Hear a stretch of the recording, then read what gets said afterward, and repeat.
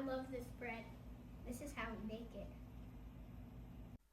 As soon as you jump into the world of homesteading and walking down the path of sustainability, food independence, and self-sufficiency, you'll find a lot of rabbit holes along the way. And about 2 years ago, I found the rabbit hole of homemade sourdough. The recipe we use is pretty simple. You start out with 100 grams of active, bubbly sourdough starter.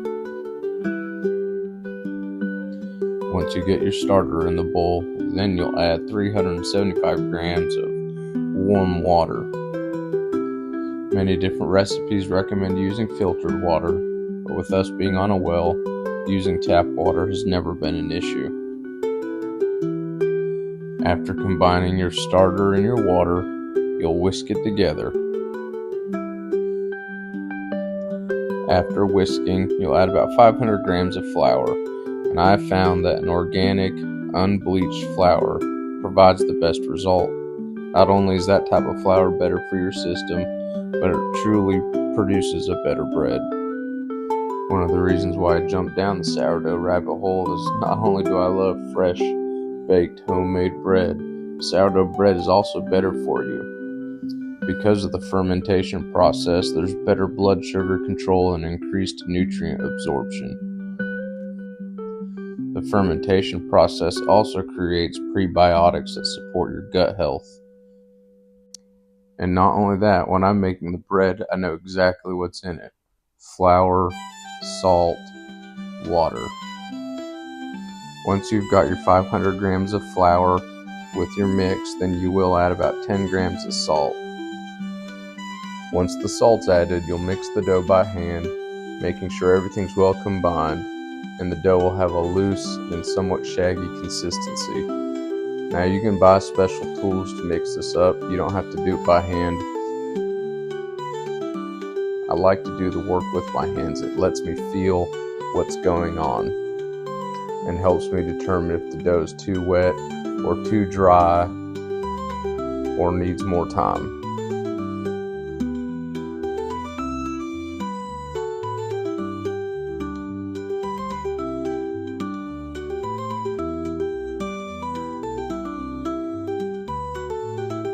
After mixing the dough and getting it all combined, you'll let it sit for about 30 minutes. And after sitting for 30 minutes, you'll begin that stretch and fold process. As you can see, the dough is loose and shaggy and hasn't quite tightened up. That's what the stretch and folds do. It gives structure to the dough. When I do my stretch and folds, I fold the dough about 4 times, once per side, and then I let it rest for about another 30 minutes before I start stretching and folding again. And I'll repeat this process about 4 times within a period of 2 hours. And as you continue watching, you'll notice that during the stretch and fold process, the dough begins to tighten up and gain some structure.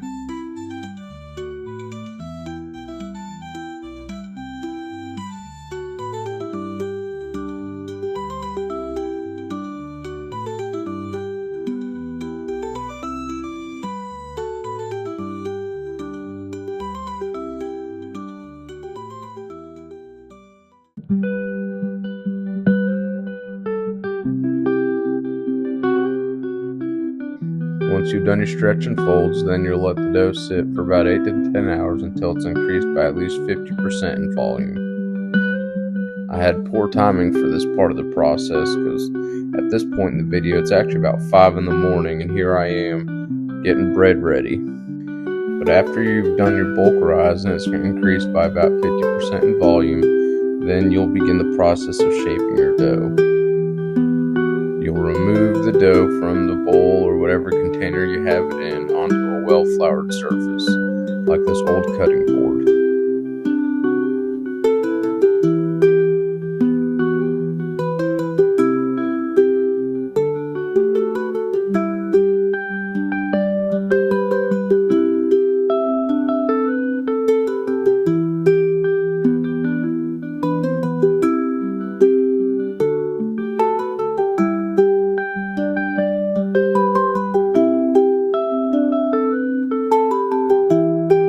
Once you've got the dough out and on the board, I what I like to do is again kind of fold the dough in on top of itself towards the center to begin the shaping process.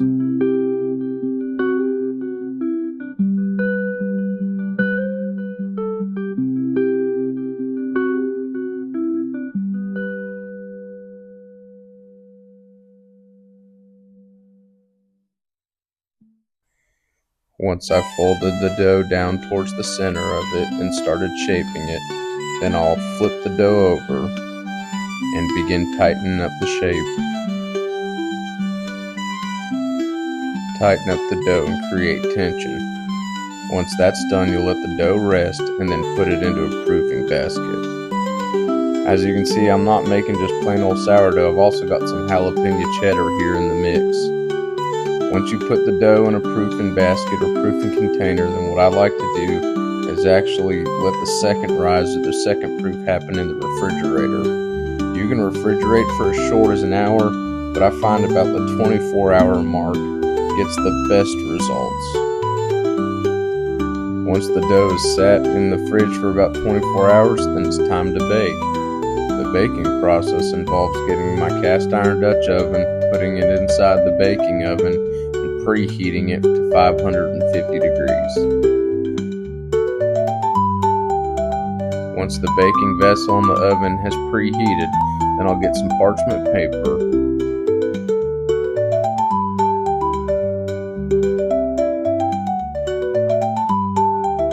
retrieve the dough from the fridge,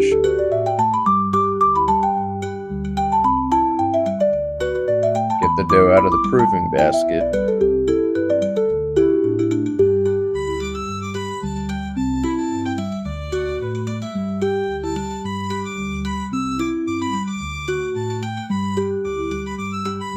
and then score it. You can score it with some fancy shapes, but I'm a pretty simple guy. I find just one slice kind of down the side of it works good for me. Once the dough's scored, then I'll remove the Dutch oven from the oven and I'll place the dough inside and start baking.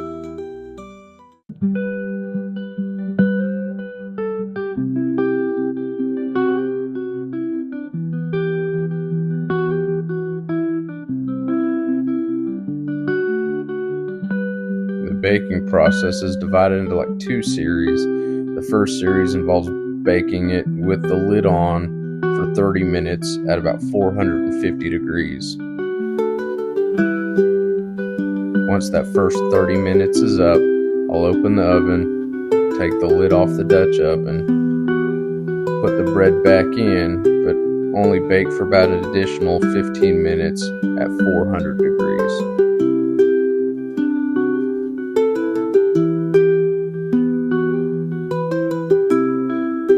And after that 15 minutes at 400 degrees, that bread is ready to go.